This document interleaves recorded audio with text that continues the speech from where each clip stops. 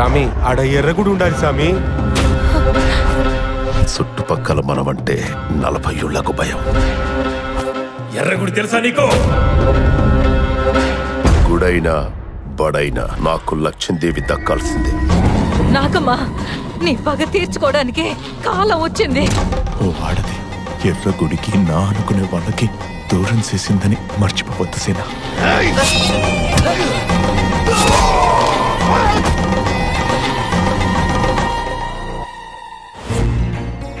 మా అయ్య ఆడవాళ్ళని అగ్గి అంటాడు.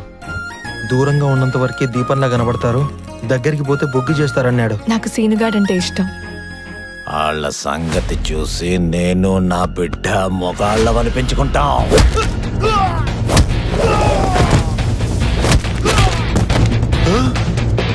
మగతనం అంటే కాళ్ళ సందుల్లో కాదురా, గుండెల్లో ఉంటాది. బుజ్జమ్మ తిరుగుతుండేది నీ చెప్పులు మూసే కూలోడితో. నా బిడ్డకిష్టమైన వాడితోనే పెళ్లి జరుగుతుంది. ఓ ఆడదాని వల్ల విడిపోయావు, ఇంకో ఆడదాని వల్ల మళ్ళా కలవబోతున్నావు. ఎర్రగుడి అమ్మవారి పాదాలకు తాకించి తెప్పించిందంట మా అమ్మ. నా చేతిలో సీగేసి నేనేం చెప్పినా చేస్తానన్నావు. మాట తప్పుతావా? ఈ భైరప్ప నీకు బోడెప్పలా కనిపిస్తున్నాడా? ఎర్రగుడి ఎవరి సొంతమైతే వాళ్ళు రాయలసీమకి గొప్ప వాళ్ళైతారు. ఊళ్ళో శాస్త్ర పాల్గొంటాడు, ఆడు మంత్రతంత్రాలు తెలిసినోడు. ఎవరిని ఎట్లా ఎదుర్కోవాలో ఈ నాగమ్మకి బాగా తెలుసు.